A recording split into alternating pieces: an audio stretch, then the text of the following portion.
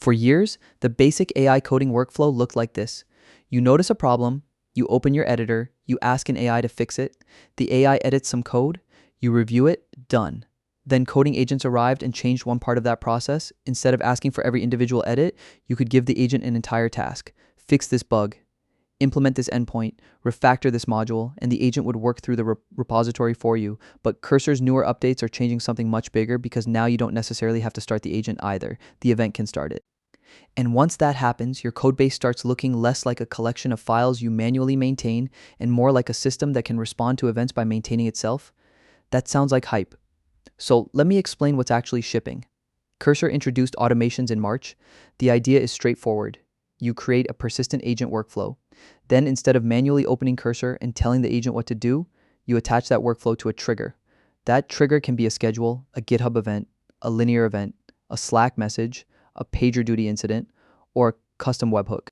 When the event occurs, Cursor spins up a cloud sandbox and runs the agent using the instructions, models, and tools you've configured. That sounds like a small feature. It isn't, because it changes the coding agent from something you operate into something your software environment can operate. A customer reports a bug. Traditionally, someone has to notice it, create an issue, assign a developer. Developer opens the project, reproduces the problem, finds the code, writes a fix, runs tests, opens a pull request. Now imagine a different pipeline. A bug gets created in linear. That event triggers an automation. The coding agent receives the issue. It checks out the repository, investigates the code, creates a fix, runs the test suite, and opens a branch for review. The developer hasn't disappeared, but their position in the workflow has changed. They're reviewing the output instead of manually initiating every step. That's a huge difference. Here's where it gets more interesting. Cursor explicitly supports triggering these agents from PagerDuty. So imagine production starts throwing an error. PagerDuty creates an incident. The incident triggers an agent. The agent can inspect the repository and potentially whatever observability tools you've exposed through MCP. It traces the failure, finds a suspicious change, builds a possible fix, runs the tests, creates something for the human engineer to review. Is that fully autonomous incident response? No. And I would absolutely not let an AI agent silently deploy arbitrary fixes into production, but we're much closer to automated first response. The system breaks, the codebase starts investigating itself. Another interesting piece is memory. Cursor says automation agents have access to a memory tool that allows them to learn from previous runs. That matters because automation becomes much more useful when every invocation isn't starting completely from zero. Imagine an agent that handles dependency update failures every week. The first time it encounters a weird package conflict, it has to investigate it. The next time the same pattern appears, it has information from the previous run. You're no longer just automating a prompt, you're creating a persistent software maintenance process, and this is where the title starts sounding less ridiculous.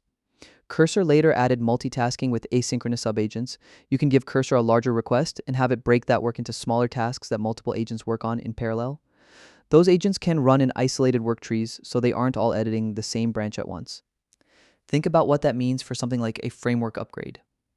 One agent investigates the front-end migration, another updates the API, another fixes tests, another updates shared libraries. You're moving from one AI coding assistant to a temporary engineering team created for one task, and you didn't hire 4 more developers. You spawned 4 processes. The next problem is obvious. Real companies don't have one repository. You have the front-end, back-end infrastructure, shared libraries, internal packages, documentation, maybe a mobile app. A feature often crosses several of them. Cursors may update added multi-repository automations, allowing an automation to attach to more than one repo and reason across them while implementing and verifying a task. This matters a lot because a single repository agent is useful. A multi-repository agent starts operating at the level of the system. A backend API changes, the front-end client needs updating, the shared type package changes, documentation needs updating, tests need adjusting. Previously, that's several separate tasks. Now an automation can potentially treat that as one event. Hey, don't forget to like and subscribe for more like this. Now back to the video. The same update also added no repository automations. That sounds strange for a coding product, but it shows where Cursor is actually going.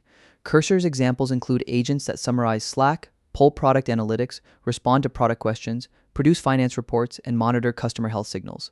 At that point, Cursor isn't really just an editor anymore, it's an agent platform. Code is simply one of the things those agents can operate on. This is important because software development doesn't begin and end with source files. An engineer responds to incidents, reads tickets, checks metrics, investigates customer complaints, updates, documentation, reviews pull requests, checks dashboards, talks to teammates.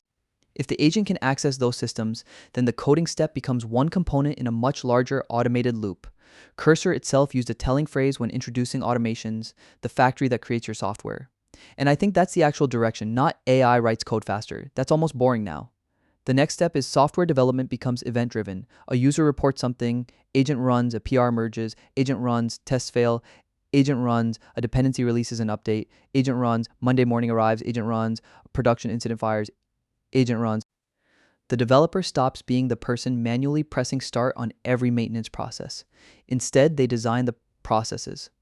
There is an extremely bad interpretation of all of this where somebody says, great, fire the engineering team. Cursor runs the codebase now. That's not what these systems can safely do. An agent can produce a patch. That does not mean the patch is correct. An agent can run a test suite. That does not mean your test suite covers the problem. An agent can understand several repositories. That does not mean it understands the business consequence of changing them. And an agent with more autonomous access can make larger mistakes than a chatbot that can only suggest code. So the interesting engineering problem is going to become boundaries. What can the agent read? What can it change? What requires approval? What can it deploy? What happens when tests fail? How much money can an automation spend? Which events are allowed to trigger it? Autonomy without boundaries is just an automated incident generator. Cursor has also introduced self-hosted cloud agents that lets companies keep code, build output, secrets, and tool execution inside their own infrastructure while still using Cursor's agent workflow. That might sound like an enterprise checkbox, but it's crucial if these agents are supposed to become persistent parts of engineering infrastructure. A company may be comfortable asking an editor question. It may be much less comfortable giving an external autonomous agent permanent access to repositories, production tooling, and internal secrets. The more capable agents become, the more important their execution boundary becomes. And I think that's the easiest way to understand all of this.